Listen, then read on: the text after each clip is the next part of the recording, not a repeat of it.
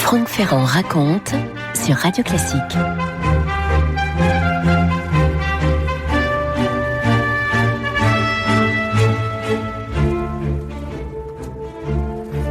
Il y a des dates qu'on a tendance à vouloir retenir parce elles sont symboliques, elles marquent un grand basculement dans l'aventure humaine.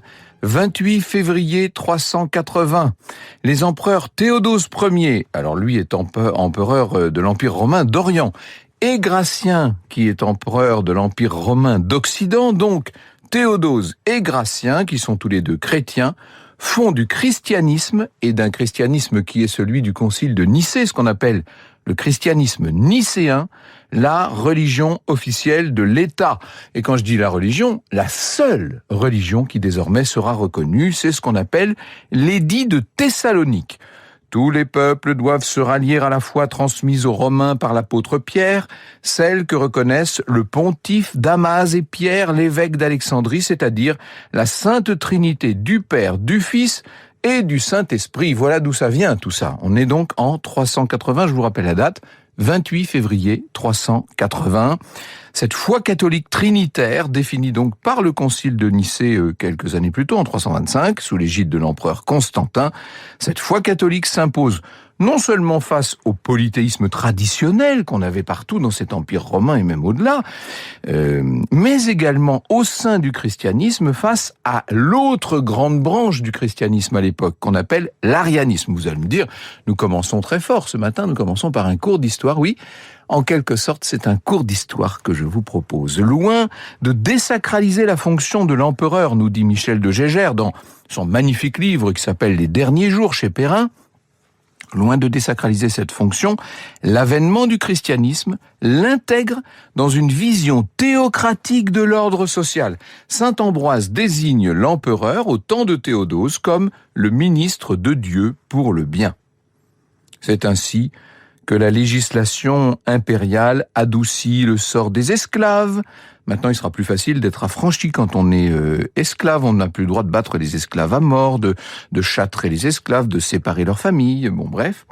Cette législation proscrit l'exposition des enfants, la livraison des condamnés aux bêtes, la crucifixion, le marquage au visage des condamnés au fer rouge. Elle lutte contre l'usure, l'adultère, le rapt des jeunes filles, le proxénétisme, le trafic des enfants.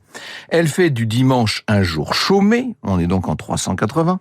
Une loi de Théodose va prévoir que les parents contraints par la misère à vendre leurs enfants comme esclaves pourront les récupérer sans verser aux propriétaires la moindre indemnité. Théodose invite ses sujets à porter plainte contre les excès du pouvoir de ses fonctionnaires. En 438, le code qui sera promulgué par Théodose II, cette fois on appelle ça le code théodosien, ce code réunira l'ensemble de ces lois dans un recueil. Bref, ce qui est en train de s'installer, c'est une morale chrétienne qui va ensuite durer pendant des siècles et des siècles dans l'Occident. Vous voyez que quand je vous disais que cette date du 28 février 380 était essentielle, elle est même fondatrice en vérité. Franck Ferrand sur Radio Classique. Alors, peut-être revenir un peu sur l'origine de tout ça, la mort de l'empereur Valens à la bataille d'Andrinople, ça c'était en 378, défaite cruelle pour les Romains. Cette mort de Valens a obligé Gratien à proclamer Théodose empereur en 379.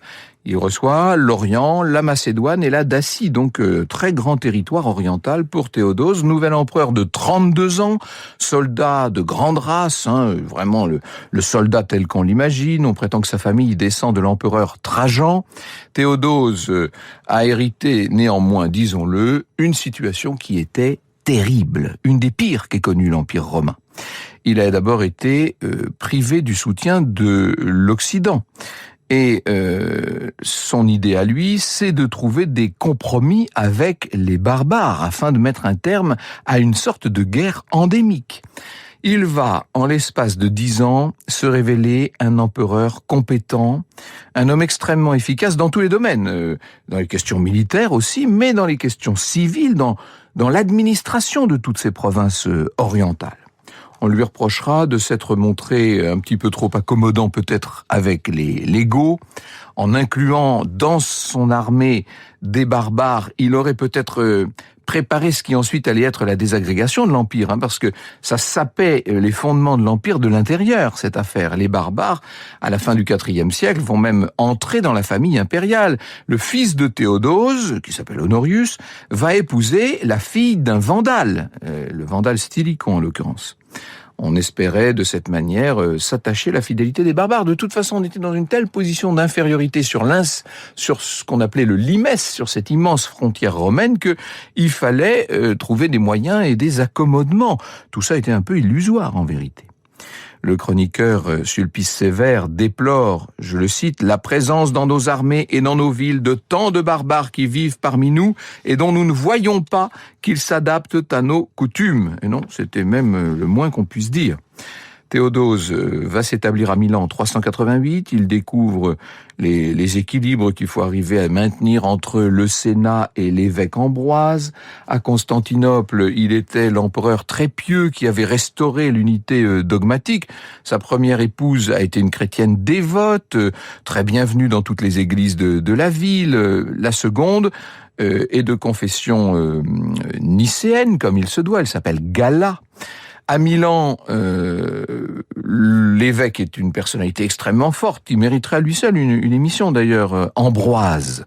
Théodose était baptisé, il avait bien l'intention d'être bon chrétien, et lorsqu'il vient pour la première fois participer à la messe, il voudrait se joindre au prêtre pour la communion autour de l'autel. Il avait l'habitude de faire ça à Constantinople, mais sauf qu'Ambroise ne veut même pas en entendre parler. Il faut qu'il aille rejoindre les laïcs, ce que Théodose fait en baissant la tête.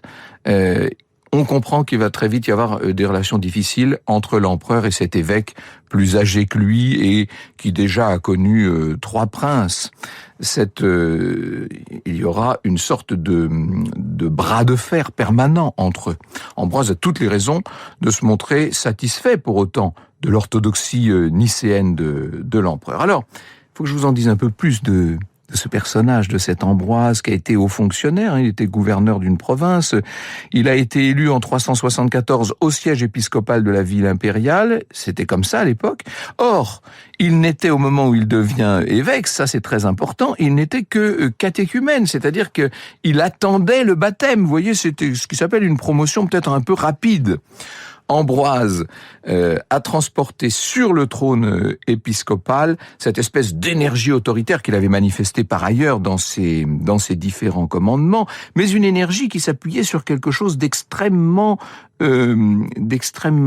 fin. C'était un intellectuel, Ambroise, qui va passer le plus clair de son temps à vilipender tout ce qui était l'héritage de l'Ancien Monde, cette philosophie païenne. La philosophie, selon Ambroise, tend comme naturellement à cumuler en elle-même à peu près tout ce qui s'oppose au christianisme dans la culture et la religion païenne. Vous voyez que on peut pas dire que cet homme-là ait été un humaniste au sens des philosophies anciennes. En fait, soutient Lucien Gerfagnon dans son livre Les Divins Césars, auquel on a tendance à toujours revenir parce que c'est la base de tout ça. En fait, il recopie les philosophes plus qu'il ne les cite. Jérôme, plus rigoureux, insistera férocement sur cette pratique ambrosienne du plagiat. Oui, on prend ce qu'il y avait d'utile dans une ancienne philosophie qu'on condamne par ailleurs de toutes ses fibres et on en fait la nouvelle base du nouveau christianisme. Il va y avoir un moment important dans cette lutte entre Ambroise et Théodose. Ambroise va être confronté à un événement. On est en 388 à ce moment-là et il y a des moines qui sont venus en ville pour célébrer la fête des Maccabées et qui ont cru bon de brûler une synagogue. Le comte d'Orient a écrit à l'empereur pour lui demander ce qu'il devait faire, et Théodose lui dit qu'il faut poursuivre les coupables et faire financer la reconstruction de la synagogue par l'évêque. L'évêque n'avait qu'à tenir ses moines d'une certaine manière, et ça ne peut pas plaire à Ambroise. Vous l'imaginez bien, qui va adresser à l'empereur une protestation terrible. L'empereur accepte de renoncer à la sanction financière, mais il exige que les coupables soient punis. Et Ambroise continue à protester. Et au cours d'une messe, il renouvelle son opposition en présence de l'empereur, à qui il va refuser la communion. Vous voyez une sorte d'origine des excommunications qu'on va voir ensuite se retrouver dans l'histoire à différents siècles. Théodose capitule, il se présente à genoux pour recevoir la communion, autant dire que le pouvoir temporel vient de céder devant le pouvoir spirituel. C'est en tout cas en ces termes qu'Ambroise rapportera l'événement à sa sœur, et ce sera une façon à la fois de vanter, bien sûr, la piété de l'empereur, mais aussi son obéissance, et c'était ça le but de l'opération. Arrive le printemps 390 à Thessalonique, donc on est en présence du général Boutéricus, qui, comme son nom l'indique, est d'origine barbare. C'était un Goth. Je vous l'ai dit, il y avait énormément de barbares dans ces troupes qui sont stationnées là à Thessalonique. Boutéricus est donc le chef. Il a fait prisonnier un conducteur de chars de course, un aurige, qui avait fait des avances à un jeune échanson de sa maison. N'oubliez pas que désormais on est en train de réguler les mœurs, encore une fois, et l'homosexualité fait partie de ce qui n'est plus du tout accepté. Or, l'accusé était l'idole sportive du moment, c'était le champion des champions. Ça tombe mal, cette arrestation. Et puis, par ailleurs, on peut dire qu'elle agit au mépris de la passion que le peuple voue à ses stars. C'était pas le moment d'arrêter ce champion. Une manifestation est organisée pour obtenir la libération donc de l'accusé. Boutéricus ainsi qu'un certain nombre de magistrats municipaux vont être lapidés et leurs corps traînés dans la rue par les manifestants. Alors là, Théodose réagit. Il ordonne de mettre à mort les coupables, mais aussi un certain nombre d'innocents qui sont choisis au hasard parmi les partisans de la faction qui a organisé cette manifestation. Un contre-ordre va arriver, mais il arrive trop tard. Les troupes gothiques ont vengé leur chef en rassemblant le peuple sur les gradins. Ça a été un massacre. On parle de 7000 victimes, même si sans doute ce chiffre est un petit peu exagéré. Et quand Théodose revient à Milan, on est donc à l'automne 390, non seulement Ambroise n'est pas là pour l'accueillir, mais il lui fait interdire l'accès à la cathédrale. L'évêque envoie une lettre justifiant son absence. Il enjoint à l'empereur de faire pénitence. Le sang qu'il a fait couler à Thessalonique sous l'empire de la colère est un péché très grave qui exige une pénitence publique. Théodose réalise qu'il s'est mis vraiment dans un mauvais pas. Il va tenter de résister à cet évêque, à la poigne terrible, à cet Ambroise, mais il faut reconnaître qu'il n'a pas tellement de marge de manœuvre. Alors, ou bien il s'humilie, et ce ne serait pas la première fois, vous avez compris, on risque de perdre la face maintenant, il n'a presque plus d'indépendance politique. Ou bien il envoie promener Ambroise, mais à ce moment-là, il va se mettre à dos la formidable puissance de l'Église. Ou bien, il revient à l'ancienne religion, à la façon de Julien l'Apostat. À ce moment-là, ça lui permettrait de faire incarcérer l'évêque. Mais vous comprenez bien que sa conscience s'y oppose. Ce qui est en train de se passer à ce moment-là, et c'est ça qui est passionnant dans cette histoire de bras de fer entre Ambroise et Théodose, c'est que les mentalités sont en train de basculer. On est en train d'entrer dans la nouvelle logique du christianisme. À la différence des anciens cultes de Rome, tout en rituel extérieur, nous dit Lucien Gerfagnon, la religion du Christ engageait le plan de la conscience personnelle, ce qui était une nouveauté radicale. Elle exigeait de ses adeptes, et quelles que soient leurs conditions ou leur rôle dans la société civile, une adhésion intérieure aux requêtes des instances spirituelles représentant le Christ en personne. Autant dire que maintenant, il ne s'agit plus pour un homme politique de savoir quel est le parti le plus efficace ou le plus habile à prendre. Il s'agit aussi de composer avec sa conscience. Alors, que va faire Théodose dans cette situation? C'est vraiment une situation quasiment insurmontable, inextricable. Eh bien, un chroniqueur de l'époque nous le dit, il reconnut son erreur, confessa sa faute avec des pleurs et accomplit une pénitence publique devant toute l'Église. Il l'accomplit avec patience pendant tout le temps qui lui fut prescrit, sans la hauteur typique des rois.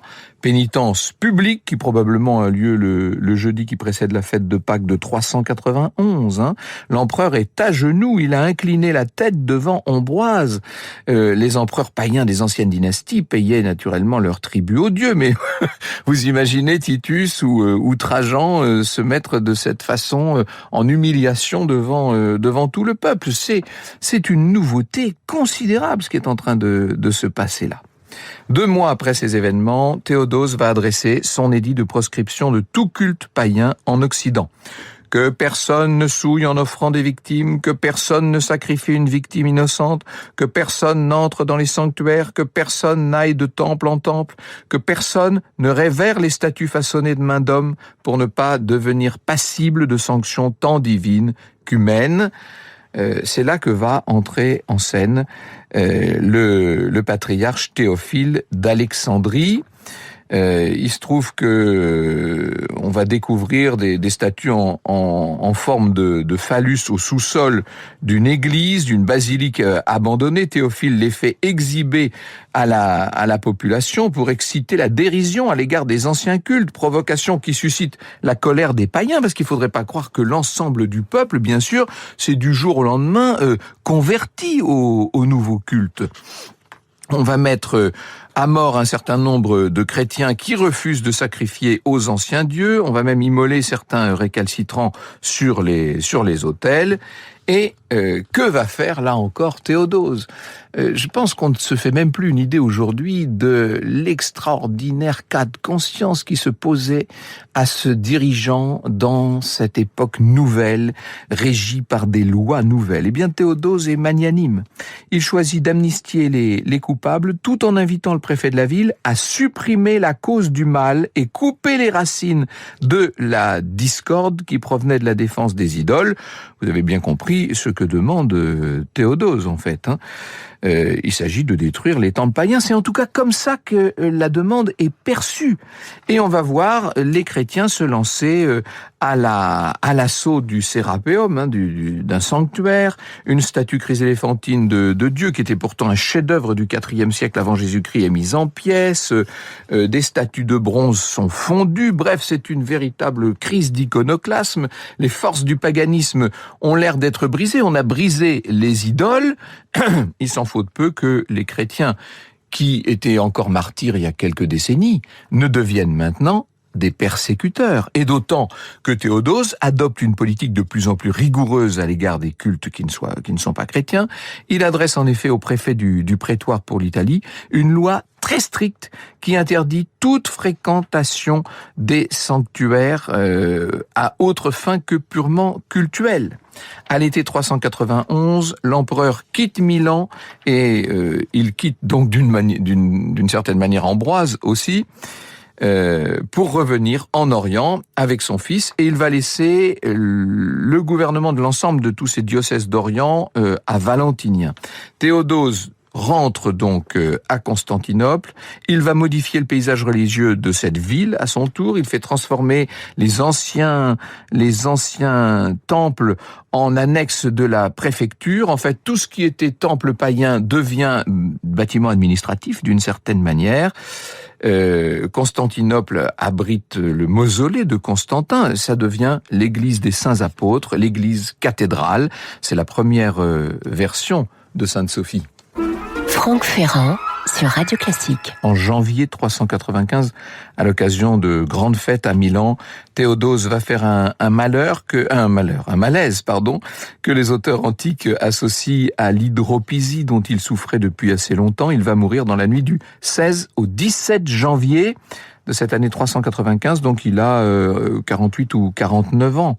On va embaumer son corps, il va recevoir l'hommage d'Ambroise, qui va faire une oraison funèbre. Mais oui, l'emprise exercée par l'évêque sur Théodose aura été jusqu'au-delà de la mort, d'une certaine manière. Ce règne de Théodose le Grand nous met en présence donc d'une situation tout à fait inédite. C'est un grand basculement des consciences, c'est un grand renversement de l'histoire occidentale.